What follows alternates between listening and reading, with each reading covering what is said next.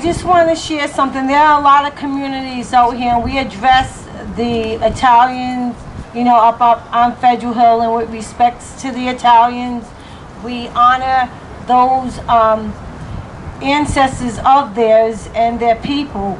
We're not attacking them whatsoever. We do not want Columbus there whatsoever. Columbus was a terrorist. So I do want to say, when it comes to gentrification, you don't realize that you're gentrifying an area. You believe that you're beautifying an area. But there in Fox Point, right there, they were given the low-income people were given 2 years to get out of that neighborhood. They were given a voucher to move so that it can be free of low income. I want to share this about the Jewish community, because there's a lot of Jewish people in this community. And there are a lot of good people out there. I taught my children to respect everyone. I taught them about the Holocaust. I took them to the Holocaust Museum when we went to D.C. They went and watched Daniel and listened to Daniel's story. But there are a lot of people out there that are Jewish who have went through a lot of bull crap over there in their country. The Holocaust was horrible. The people suffered greatly. They hurt, and now they're here in my country doing very, very, very well.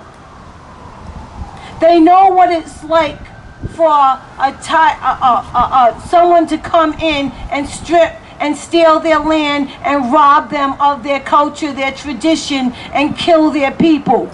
But now they're here in America. And I don't ever see one of them reach out to my people. Never. I called a good friend of mine who is Jewish, and he's a very, very good person.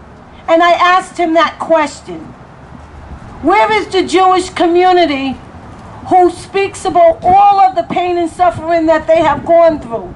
But yet they see it today here in my country that has granted them a great life, but do not support the people here of this land who has gone through and is continuing going through the same atrocities.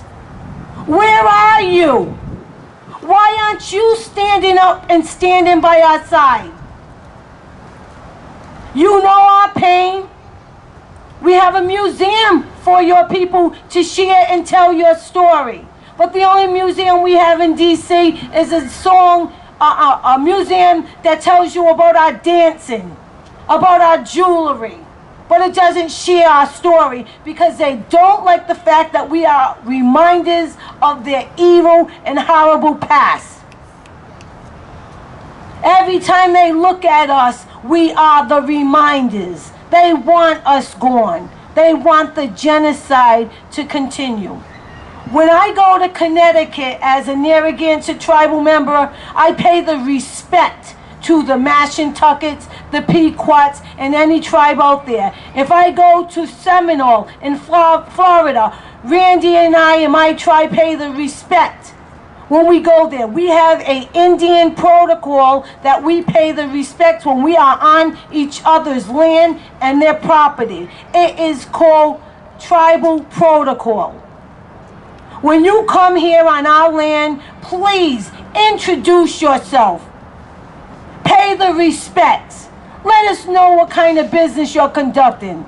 Let us know the solar panels that you're raping and killing our trees.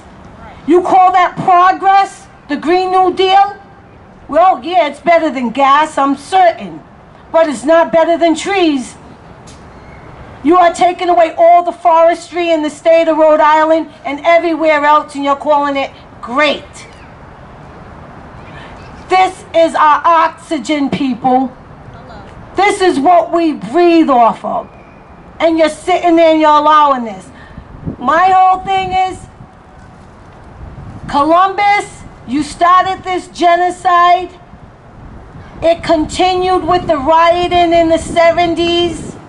when people were bashing in black people's heads because they were simply black,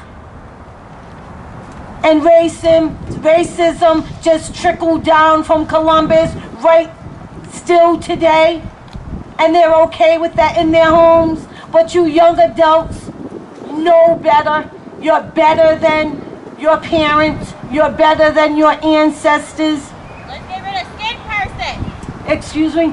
Skin person. Yes, she's right, and I hope you heard her. All I'm saying is, it's not your color. It's your heart. It's your soul. It's your spirit. It's your goodness. And I hope you walk prettier and better than your ancestors before you. I hope.